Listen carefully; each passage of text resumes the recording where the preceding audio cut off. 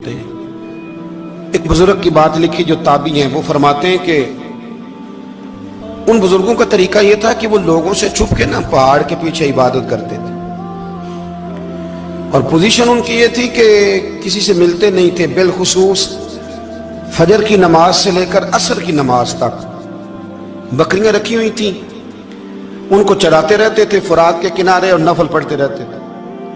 اس وقت کو ملنے بھی نہیں آتا تھا۔ ایک شخص بڑی دور سے ان کی شہرت سن کے آیا، میں نے تو ملنا ہے۔ لوگوں نے کہا وہ اس وقت نہیں ملتے، ناراض ہوتے ہیں۔ اس نے کہا اللہ کا بندہ ہے نا، ناراض ہو بھی جائے گا تو لمبا ناراض رہے گا نہیں، اللہ والے جلدی راضی ہو جاتے ہیں۔ پہنچ گئے۔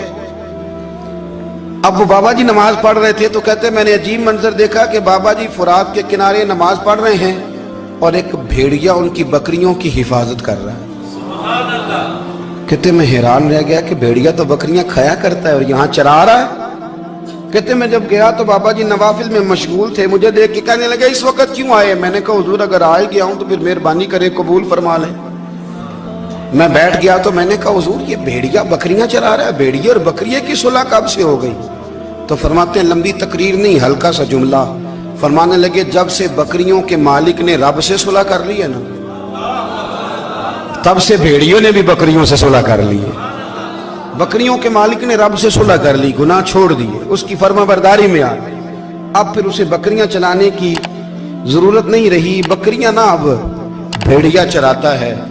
کہتے ہیں میرے اوپر کپ کپی طاری ہو گئی بزرگوں کی بات سن کے، اور مجھے پیاس لگی اور خواہش آئی کہ پتہ نہیں اب بابا جی کچھ کھلائیں پلائیں گے بھی کہ نہیں، بابا جی کچھ کھلائیں گے بھی کہ نہیں۔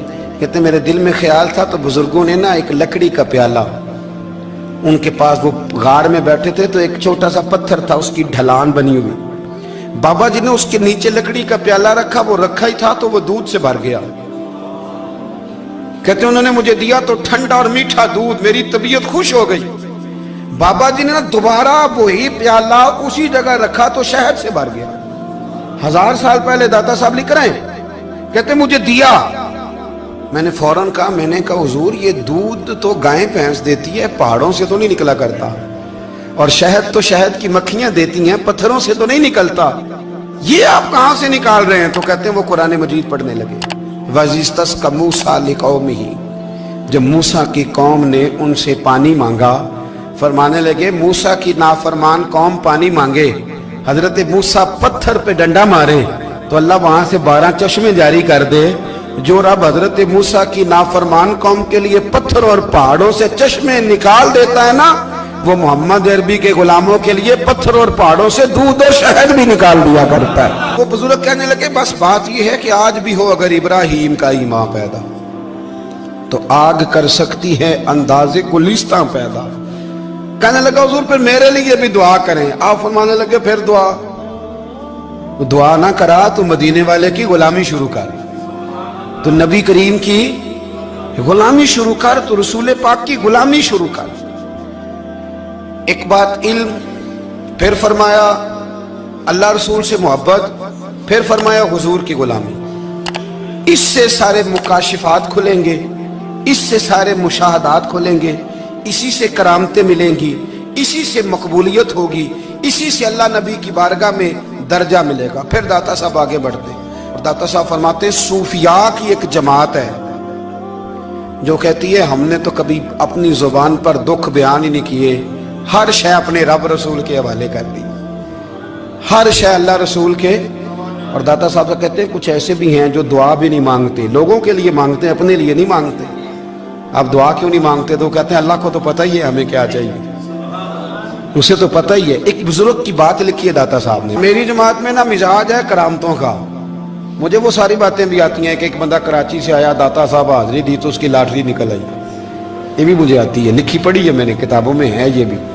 ایک بندہ، یہ ساری باتیں آتی ہیں کرامتوں میں، بڑی ساری چیزیں لوگ بیان کرتے ہیں کہ میں وہاں آیا اور میں نے حاضری دی تو موج لگ گئی، یہ ساری باتیں آتی ہیں۔ ہمارے پرانے بزرگ اور بھی قصے سنایا کرتے تھے، ساری ہمیں چیزوں کا پتہ، پر جو عنوان ہے نا وہ حضرت شیخ ابو نور کہتے ہیں کہ ایک بندہ داتا صاحب کے مزار پہ گھوم رہا تھا، داتا 10 روپے دے، 10 روپے دے، 10 روپے دے، تو ایک بندہ بڑی دیر سے اسے دیکھ رہا تھا، وہ کہنے لگا داتا نے تجھے کیا دینا ہے، ادھر آ میں دوں۔ اس نے 10 دیے، बंदा बड़ा हसीन था, हंस पड़ा, कहने लगा दाता तेरे भी सदके जाऊं। दिन आने लगा तो मुनकर से ही दिलवा दिए, जो नहीं मानता उसी से दिलवा दिए। वो बड़ा परेशान हुआ, मैं और चक्कर में था, इसने मेरे ऊपर ही जड़ दी है बात। कहने लगा दाता तेरे सदके जाऊं। तो ये सारी बातें किताबों में मौजूद हैं, लोगों ने अपने अपने मुशाहिदात जो जिसके साथ पेश आया उसने बयान किए हैं। बहुत सारी बातें काबिले बयान हैं, पर जो उन्वान है मैं उस पर रहना चाहता हूँ। दाता साहब रहमतुल्लाह अलैह फरमाते हैं, हमारी तालीमात हैं कि अपने दुख दर्द दुनियादारों से बयान नहीं करने, सवाल का दरवाजा लोगों के सामने खोलना। अल्लाह वालों से कहेंगे कभी कहना होगा तो, दुनियादारों से कहना। कहते हैं कि शेख अहमद नाम के बुजुर्ग थे, सारी जिंदगी किसी को काम नहीं बताया, सारी जिंदगी बड़ी मुश्किलात आई, पर कभी अपनी जात पर सवाल का दरवाजा नहीं खोला। एक ऐसी मुश्किल आई कि जो हल ही नहीं होती थी। किसी ने उन पर कोई इल्जाम लगा दिया। अबू मुस्लिम नाम का एक बादशाह था, उसकी हुकूमत थी, उसने पकड़ के कैद में डाल दिया। अब कैद में है, जुर्म लग गया है, फर्दे जुर्म आयद हो गई है, जेल में है। लोग कहने लगे हजरत जी अपनी सफाई में कुछ कहें, और मानने लगे सारी जिंदगी बंदों से कुछ नहीं कहा, अल्लाह रसूल को पता है मैं बेगुनाह हूं, मुझे कहने की जरूरत नहीं। दाता गानी बख्श अली हजवेरी ने लिखा है, दाता साहब कहते हैं तू यकीन कामिल तो पैदा कर, तू ईमान तो पुख्ता कर। दाता साहब कहते हैं वो अबू मुस्लिम जो बादशाह था वो नेक आदमी था, उसे रात को ख्वाब में नबी करीम की जियारत नसीब हुई, और हुजूर सैयद आलम सल्लल्लाहु अलैहि वसल्लम फरमाने लगे तूने अल्लाह का एक नेक बंदा जेल में डाल दिया, डर नहीं आता, वो तो बेगुनाह है। बादशाह आधी रात को खुद उठा। दादा साहब फरमाते हैं किसी गार्ड को नहीं भेजा, पुलिस वाले को नहीं भेजा, जेलर से नहीं, खुद गया, जाके जेल का दरवाजा खोला, दरवाजा खोल के उस दरवेश को आजाद किया। कहने लगा बाबा जाओ, मुझे पता चल गया बेगुनाह है। बाबा जी सलाम करके जाने लगे तो बादशाह फिर आगे आया, हाथ बांधे, हाथ चूमे, कहने लगा हुजूर आप बड़े नेक हैं, मेरे लिए कोई हुक्म हो तो बताइएगा, मेरे लायक को खिदमत हो तो बताइएगा। तो शेख अहमद फरमाने लगे तुझे अभी भी समझ नहीं आई, तुझे अभी भी नहीं समझ आई। कहने लगा हुजूर क्या? फरमाने लगे जो तहज्जुद के वक्त तुझे उठा के मुझे रिहा करने भेज सकते हैं वो मेरी कोई जरूरत बाकी रहने देंगे? मुझे कोई जरूरत पड़ेगी किसी और को कहने की? जो तहज्जुद के वक्त तुझे उठा के भेजते हैं कि जा खोल जाके दरवाजा, वो जरूरत रखेंगे मेरी? जरूरत मुझे रहेगी कि मैं तुझे और कोई काम, अभी भी तुझे समझ नहीं आई? तो दाता अली अजमेरी रहमतुल्लाह अलैह फरमाते हैं असल में हमारी तबीयत है, हमने बंदों से दिल लगा लिया है। दिल अल्लाह रसूल से लगाओ, किसी बंदे से लगाना तो उससे लगाओ जो अल्लाह वाला हो। नबी पाक सल्लल्लाहु ताला अलैहि वसल्लम ने फरमाया कुछ लोग खुल्लम खुल्ला गुनाह करेंगे क़यामत के करीब। एलानिया, या रसूल अल्लाह सल्लल्लाहु अलैहि वसल्लम वो किस तरह? तो हुजूर फरमाते हैं उन्होंने रात को गलती की थी, रब ने उनकी गलती पर पर्दा डाल दिया, उन्होंने सवेरे उठ के खुद लोगों को बताना शुरू किया, और देखा मैंने रात ये किया माज़अल्लाह। फरमाया जब उन्होंने अल्लाह के पर्दे को खोला तो फिर रब ने भी उनका पर्दा खोल दिया।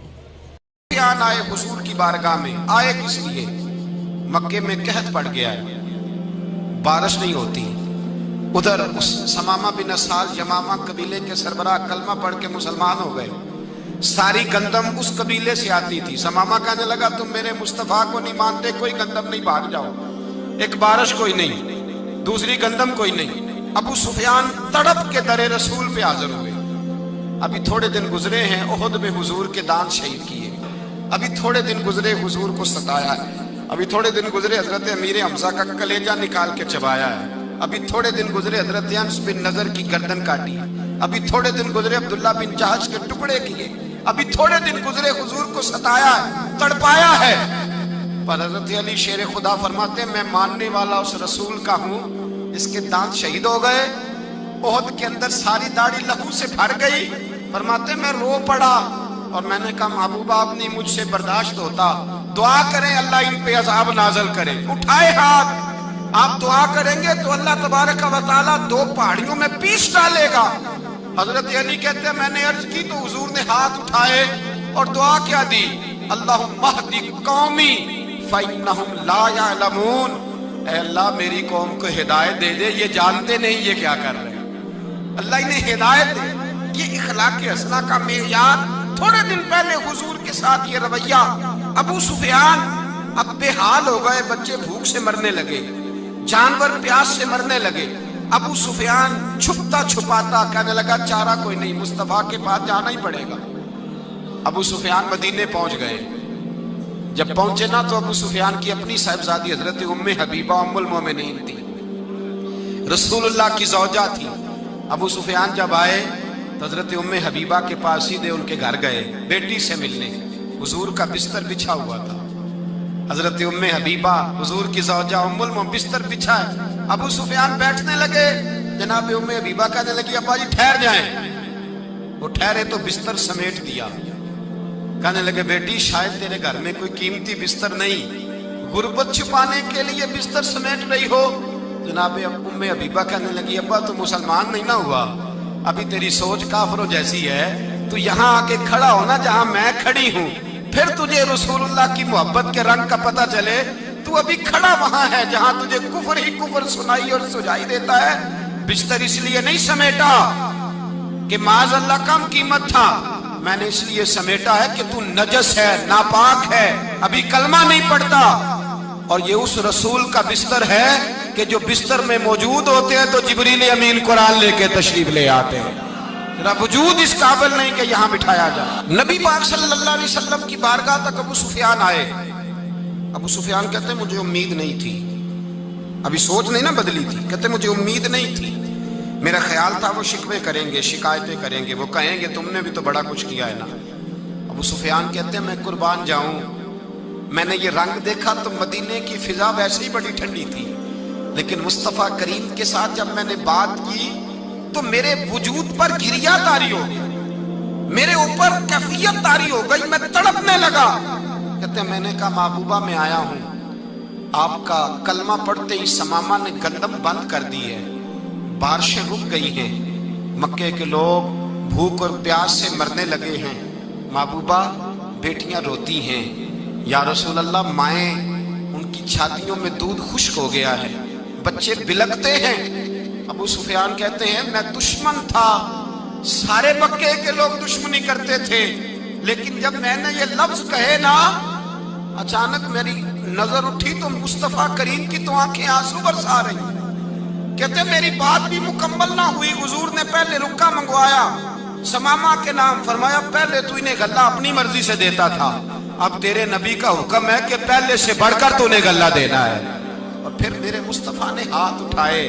او بھائی مشکل ہوتا ہے, مشکل ہوتا ہے, سگے بھائی کے لیے لوگ دعا نہیں کرتے, کہتے میرا شریکہ ہے.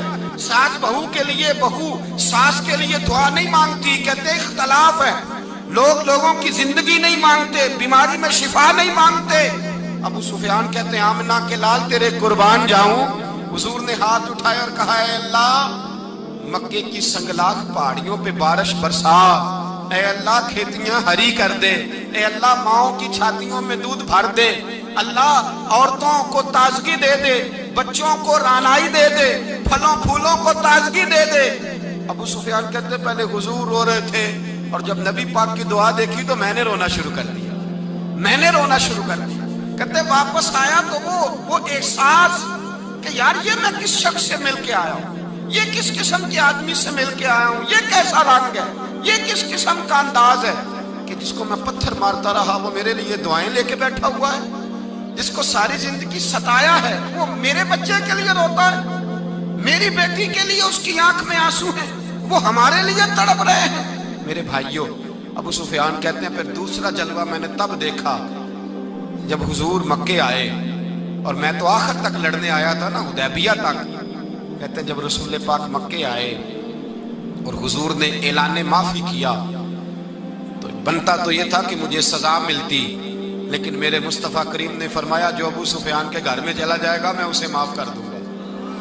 کہتے ہیں میں نے کہا یہ میرے لیے کس قسم کی سزا تجویز کی ہے کہ میں عمر بھر دشمنی کرتا رہا اور یہاں رنگ عجیب ہے. حضور نے میرے لیے ہی اعزاز لکھ دیا, فرمایا جو ابو سفیان کی حویلی میں داخل ہو گیا میں نے معاف کیا.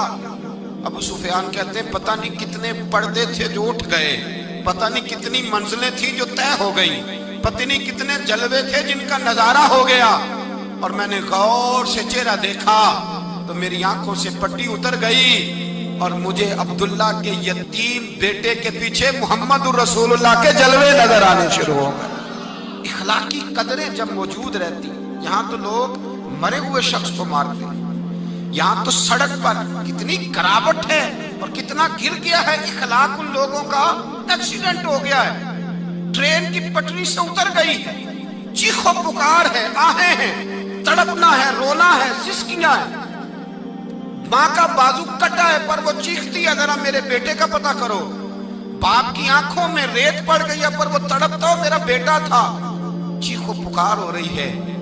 پر ظلم ہے اس قوم کا کہ جو بچانے والے آئے ہیں وہ پہلے آتے ہی ان کی جیبیں ٹٹول رہے ہیں، ان کے بٹوے دیکھ رہے ہیں، گری ہوئی عورتوں کے، یہ آپ اٹھا کر دیکھیے اخبارات، عورتوں کے گری ہوئی عورتوں کے کانوں سے بالیاں نوچی گئی اور ان کے کان تک کٹ گئے۔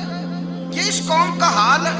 اقبال کہتے ہیں جنہیں آتا نہیں دنیا میں کوئی فن تم ہو اور بیچ کھاتے ہیں جو بزرگوں کا کفن تم ہو۔ تم وہ لوگ ہو جو کفنوں پہ سودے کرتے ہو، جو قبروں پہ سودے کرتے ہو۔ لوگ تجارتیں کرتے ہیں، اخلاقی پستی کا یہ عالم کہ لوگ قبروں پہ سجدے کرتے ہیں، بیٹے بیچ کے دہیز خریدتے ہیں۔ غریب کی بیٹی روز تڑپتی ہے، روتی ہے، روز سسکیاں لیتی ہے کہ کہاں سے وہ دروازہ کھلے گا جب میں بھی جب سہاگن ہوں گی، جب میرا باپ بھی عزت کے ساتھ مجھے رخصت کرے گا۔ اور غریب آدمی بیٹی کی شادی کے بعد اتنا دکھی رہتا ہے، وہ بھی کم ہی لوگ جانتے ہیں، وہ بھی وہی لوگ جانتے ہیں جو اس منظر سے گزرتے ہیں۔ ہمارا اخلاقی معاملہ اس قدر زیادہ تباہی کا شکار ہے۔ میرے مصطفیٰ کریم سید عالم نور مجسم صلی اللہ علیہ وسلم جذبات کا خیال رکھتے، احساسات کا خیال رکھتے، تصورات کا۔ او بھائی، اس سے بڑا اخلاق کا مظاہرہ کہاں سے لینے جاؤ گے؟ کہ آمنہ کے لال فرماتے ہیں میرا دل کرتا ہے نماز لمبی پڑھاؤں، نماز اللہ کی نماز، دل کرتا ہے لمبی نماز پڑھاؤں، میں لمبی لمبی سورتیں تلاوت کروں، میں کھل کے رب کریم کا قرآن پڑھوں، میں اللہ تبارک و تعالیٰ کے قرآن مجید کے ذائقوں میں کھو جاؤں۔ لیکن حضور فرماتے ہیں نماز میں کسی بچے کے رونے کی آواز آتی ہے، کسی بوڑھے کی ہائے کی آواز آتی ہے، کسی بیمار آدمی کی ہائے کی آواز آتی ہے۔ نبی پاک فرماتے ہیں میں اللہ کی نماز چھوٹی کر دیتا ہوں، اللہ کے بندوں کا خیال کرتا ہوں۔ میں رب کی نماز چھوٹی کر دیتا ہوں، رب کریم کے بندوں کا خیال کرتا ہوں۔ خدا کے بندے تو ہیں ہزاروں، بنوں میں پھرتے ہیں مارے مارے، میں اس کا بندہ بنوں گا جس کو خدا کے بندوں سے۔ میرے حبیب کریم سید عالم صلی اللہ علیہ وسلم نے فرمایا اللہ کریم نے بندے کو، مخلوق کو پیدا کرنے سے پہلے جو تحریر سب سے پہلے لکھی تھی نا، اللہ نے اپنے پاس جو جملے سب سے پہلے لکھے تھے بندے بنانے سے بھی پہلے، وہ فکر یہ تھے کہ ان رحمتی سبقت اعلی غضبی، رب کریم نے لکھا تھا بے شک میری رحمت زیادہ ہے، میرا غضب زیادہ نہیں ہے۔ اس نے لکھا تھا کہ میری رحمت ہمیشہ میرے غضب پر غالب رہے گی۔